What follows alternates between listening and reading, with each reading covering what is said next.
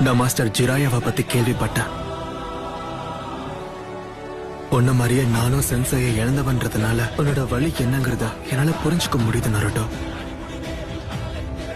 ஆனா உன்ன மாதிரி உடஞ்சு போய் உட்காந்தா எதுவும் சரியாகாது.